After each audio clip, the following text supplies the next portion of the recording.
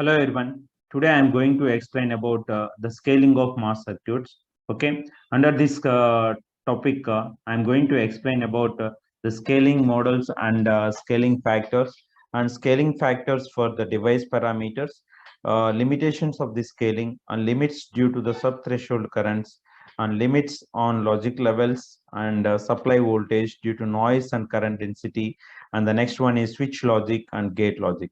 So these are the topic I am going to discuss under the scaling of MOS circuits. Okay. So now I will explain about scaling models and scaling factors today. Okay. So here why we have go with the scaling models. Here are the scaling why we have to do means here to improve the performance of our device and at the same time to increase the speed and to reduce the size and all those things we will do or we will get by doing the scaling process. Okay, so that is what here the scaling down of feature size generally leads to improved performance. Okay, the device performance will be improved. In what way or in what point of view the device performance will be improved means here we have around six parameters or six figure of merits we can improve by using the scaling models or the scaling process. Okay, so those are what the microelectronic technology may be characterized in terms of several indicators like minimum feature size, number of gates on the chip, and power dissipation, and maximum operational frequency, die size, and production cost. All these six figure of merits what we have, we can get these figure of merits or these features from the scaling of devices. Okay, so that is what first minimum feature size. Minimum feature size generally we will consider here is if you consider now in our mobiles around 7 nanometer technology is obtained. Okay, 7 nanometer technology and 5 nanometer technology also coming.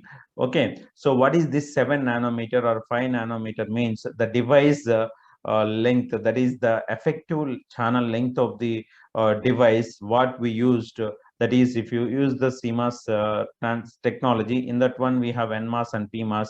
So there we are going to use the length and width of the channels.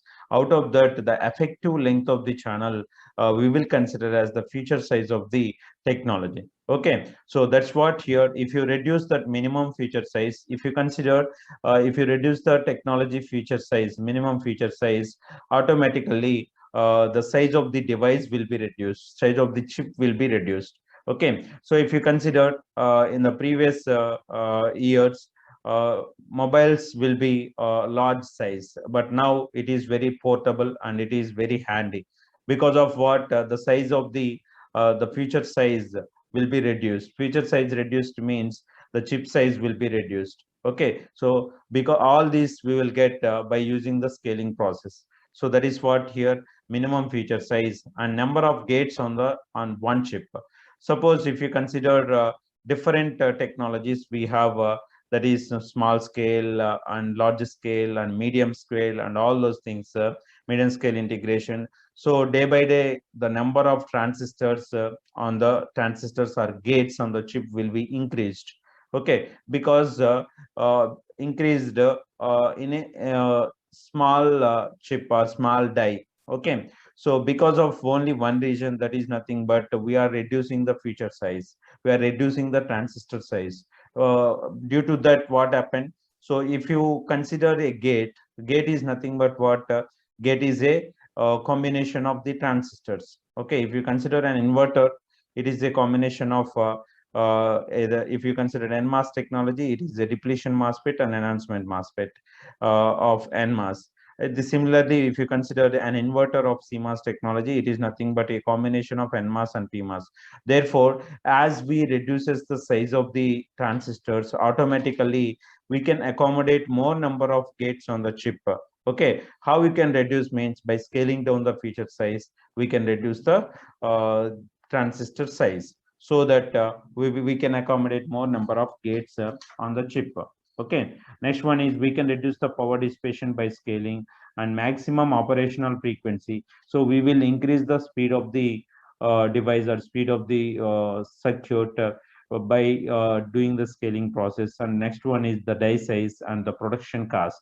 All these things we can reduce by using the scaling process. So that is one point of reduction, or one point of getting all these figure of merits. Okay, one way of getting all these figure of merits. So therefore, many of these figure of merits can be improved by shrinking the dimensions of the transistor. Shrinking here is nothing but by scaling down the dimensions of the transistor. So we can get all these figure of merits. Okay, so this is about scaling, why we need scaling, why we have to do the scaling to get all these figure of merits. The one way of doing process is nothing but the scaling. Okay, so this is about the introduction to the scaling. Now we'll go with the scaling models and scaling factors. Okay, then what are the different models that are used to scale down the device parameters? Okay, device dimensions is, we have here different scaling models. Here we are having three basic scaling models we have. So before going to that, what are the device parameters or device dimensions we have? So if you consider here, this is the diagram I have considered to explain the different dimensions what we have for a NMOS enhancement transistor. Okay, so if you consider an NMOS enhancement transistor, we have polysilicon gate. Under it we have SiO2. Under that, under it we have the P substrate. Okay, so here it will form a capacitor, that is parallel plate capacitor. So this one is nothing but the polysilicon, and here we have SiO2. Here this is called as SiO2. Okay, and next one is we have P substrate. So if you consider the channel, what is the channel means here? So if you consider this one is source and this one is drain, and this part we call as what? Channel length or effective channel length, excluding whatever the depletion regions that are formed between this P type and N type. So this is nothing but the effective channel or the future size length. Okay, so the length of the channel is this one, effective length, excluding the depletion regions of that is the PN junctions formed between the source and drain. Okay, source and substrate and drain and substrate, excluding the that length, we'll have whatever the channel length we consider as effective length of the channel or the future size of the device. Okay, so we will scale down that one also by here. If you consider this is the L is the length of the channel, we can scale down that by using different models or scaling models. Similarly, here we have what width of the channel we have, and at the same time here the thickness of the SiO2 layer. Okay, that is silicon dioxide is placed between the polysilicon and the substrate. So the thickness of that is nothing but we consider as D, and this is also will be scaled down. Okay, next the thickness of this polysilicon, and at the same time this N diffusion, all those things we can scale down by using different scaling models. Okay, so now here we'll go with what are the different scaling models we have. The most commonly used models are the constant electric field scaling model, and the second one is the constant voltage scaling model, and third one is combined voltage and dimension scaling model. Okay, so these are the three scaling models what we are going to use here. The most commonly used methods are, the first one is the constant electric field scaling model, and the constant voltage scaling model, and combined voltage and dimension scaling model. Okay, so we'll see one by one how we can calculate the scaling parameters or scaling factors for these device parameters or device dimensions. Okay, so in order to accommodate the three models, the two scaling factors that are considered is alpha and beta. So that is nothing but in order to accommodate three models, for these three models we have considered two scaling factors, that is 1 by alpha and 1 by beta. Okay, so 1 by beta is chosen as the scaling factor for supply voltage VDD and gate oxide thickness. Okay, so this is very important here. These 3 points. 1 by beta is chosen for scaling factor for VDD. VDD is nothing but what? Power supply voltage. And at the same time, gate oxide thickness. Gate oxide thickness is nothing but the SiO2 layer thickness. Here we have is D. Okay. So that is what we have here, SiO2 layer thickness. So for the voltage and at the same time, what we call for the voltage and the thickness of this SiO2, we will consider this 1 by beta is scaling factor. Okay, so 1 by beta is chosen as the scaling factor for supply voltage VDD and at the same time gate oxide thickness. So here we have. Okay, so 1 by beta is that is the importance of 1 by beta scaling factor. And next one is 1 by alpha is used for all other linear dimensions. So whatever the dimensions we have for this transistor for all other linear dimensions, so we are going to use the scaling factor is 1 by alpha. Okay, 1 by alpha is used for all other linear dimensions, both vertical and horizontal to the chip surface. Okay, so if it is a chip surface, except this thickness and the and what we call except the thickness and power supply voltage VDD, so 1 by alpha is used to scaling down all the parameters, that is all the linear dimensions vertically and horizontally. Okay, so if you consider here, we have this one is what? 1 by alpha. Okay, so all the dimensions whatever we have for a transistors all will be scaled down by using 1 by alpha except the thickness of the SiO2 layer. Okay, so for SiO2 layer and VDD we are going to use 1 by beta. Okay, so these two are the 1 by alpha and 1 by beta are the two scaling factors that are used for VDD and at the same time SiO2 thickness we are going to use 1 by beta and at the same time 1 by alpha is used for all the linear dimensions vertically and at the same time horizontally we are going to use 1 by alpha. So I have represented in this diagram some examples. So this is what here we have that the thickness of the SiO2 layer will be scaled down by 1 by beta and here the length of the channel, all vertical and horizontal dimensions, linear dimensions will be scaled down by 1 by alpha. 1 by alpha width is scaled down by 1 by alpha, length of the channel is scaled down by 1 by alpha and thickness of this polysilicon is scaled down by 1 by alpha. Like that, for all the dimensions, all the linear dimensions we are going to use that 1 by alpha is the scaling factor. Okay, and now the very important thing here is for the constant field model, that means constant electric field scaling model, and the constant voltage model, that is the second one. The first one and second one. For the first scaling model, that is constant electric field scaling model and the constant voltage scaling model, in these ones, okay, we have to substitute beta is equal to alpha.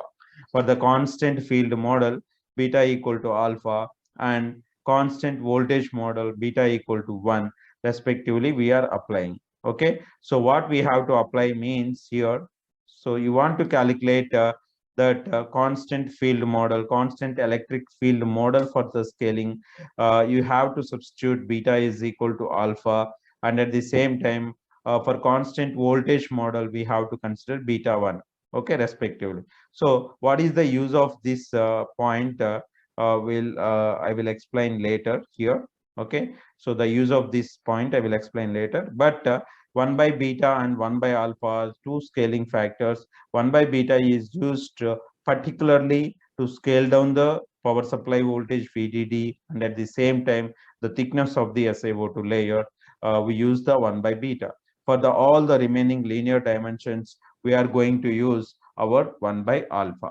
Okay, so if you consider for the constant field model, if you have to substitute wherever the beta is there, you have to substitute with alpha, and at the same time for constant voltage model you have to substitute beta is equal to 1.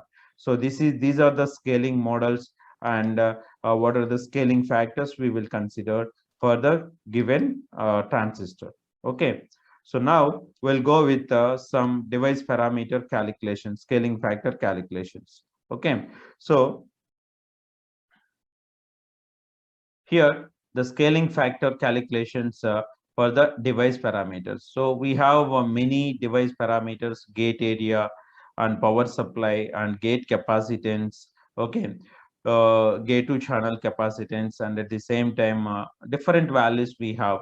Okay, that is the length of the channel. For all these things, how we can calculate the scaling factors. Okay, so now we are going to use these models to scale down the all the device parameters, and one by one I am going to calculate here.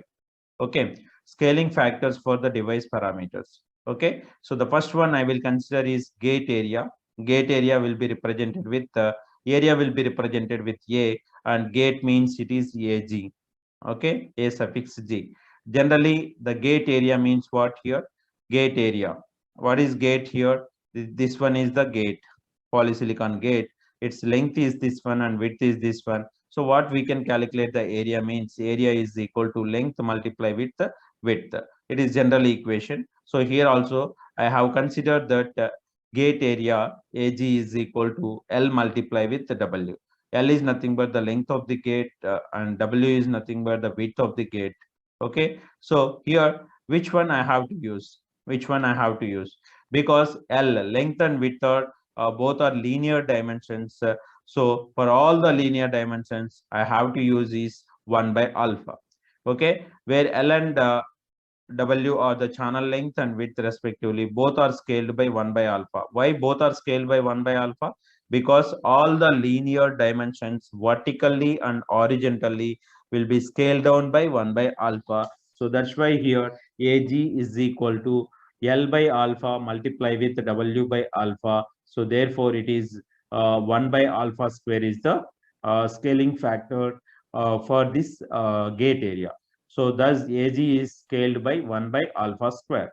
Okay, because L is scaled by 1 by alpha and W is scaled by 1 by alpha. So it is 1 by alpha square is the scaling factor for this gate area.